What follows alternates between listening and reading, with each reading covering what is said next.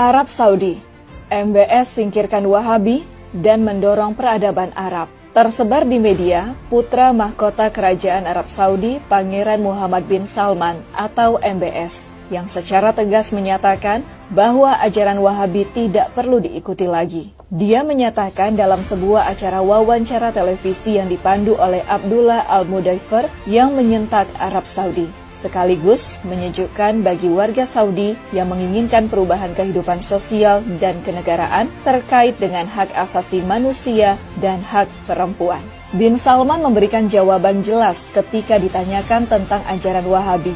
بأنه النفط سوف يتكفل بكل احتياجاتنا في المملكة العربية السعودية.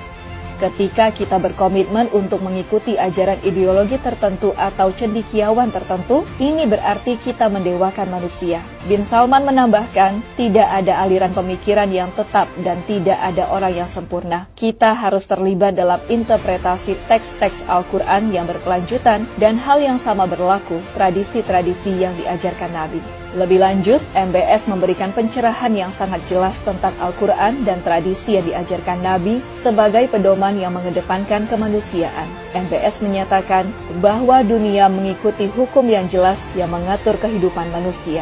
Peran kami para penguasa Saudi, kata MBS, adalah untuk memastikan semua hukum yang disahkan di Arab Saudi tidak bertentangan dengan kepentingan kita Arab Saudi. Wahabi tidak hanya dilihat sebagai penghambat kemajuan dan modernisasi, namun sekarang Wahabi dianggap tidak berguna sama sekali bagi eksistensi Arab Saudi.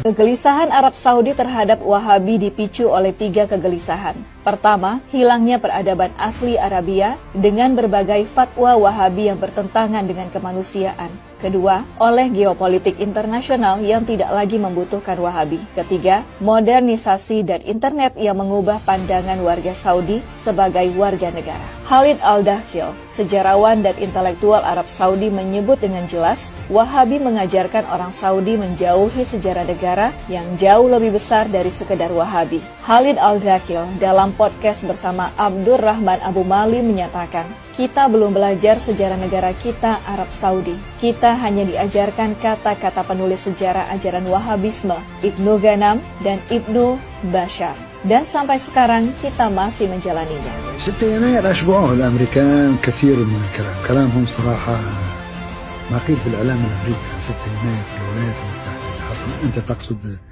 Saudi Arabia didirikan berdasarkan aliansi untuk membangun kekuasaan antara Muhammad bin Saud dan Muhammad bin Abdul Wahab pada tahun 1744.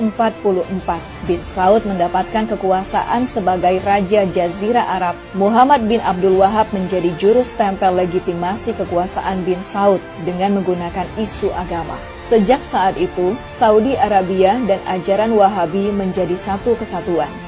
Kini, Wahabisme tidak lagi mendapat dukungan negara Saudi dan Wahabisme tidak lagi menjadi agenda Saudi di panggung internasional.